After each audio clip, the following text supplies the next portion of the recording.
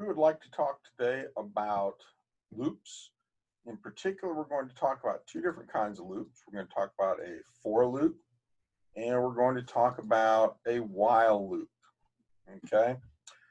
The difference between the two primarily is that the for loop has a loop count element up here. And if I tell this to go run for 4 iterations, what will happen is this will run for iterations 1 through 4. The while loop, not having a predefined number of elements or iterations to run, uses a conditional statement. And what it says is, I'm going to quit at some particular point.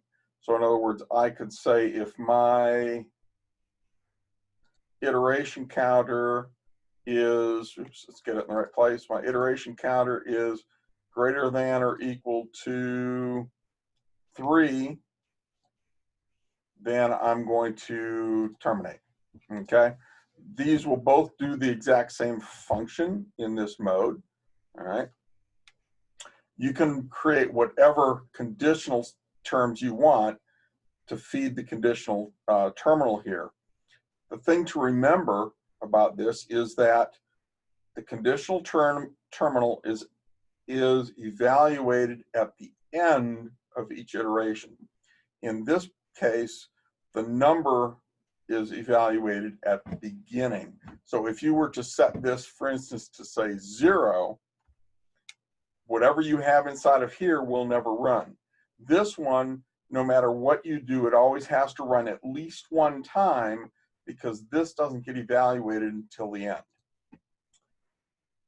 So that's the easy part. If we want to pass data in and out, we can create a value and bring it into here. And what it'll do is it will create what's known as a tunnel. The tunnel passes data into the structure, okay? So in this case, this is going to have 0 on it, and it's going to have 0 every iteration. The same thing here, this will have whatever value is passed in. The thing to remember here is that the tunnel gets its value at the beginning of the first iteration, and it holds that value until it is completely done. It is never evaluated coming in again once it starts the first iteration. So if, for instance, this value were wired to here, and let's just delete this guy off and wire him up here, okay? What's going to happen is whatever value this has is going to get passed in, and it's going to stay there forever. If this changes while the loop is running, it never sees that change. Output information comes out, and output, oops, I really messed that up, didn't I?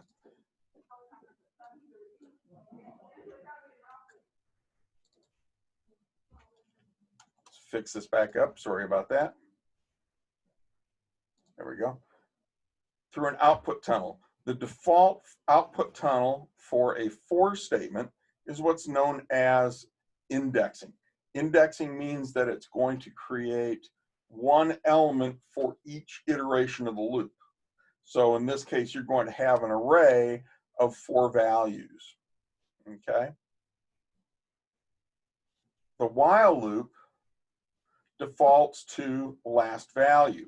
You can change that by changing the tunnel mode to indexing, but last value is set by default, and it says, I'm going to have whatever the last value was on this line at the last iteration. Up until that point, this output is not valid, okay? You can change this to be indexing. It will work, but what you have to be careful of is a while loop can run infinitely. And if you have an element being created for every iteration of the loop, you could very quickly fill computer memory. So you do have to be careful of that, which is why most times on for loops, you will have the indexing, and while loops, you will have last value.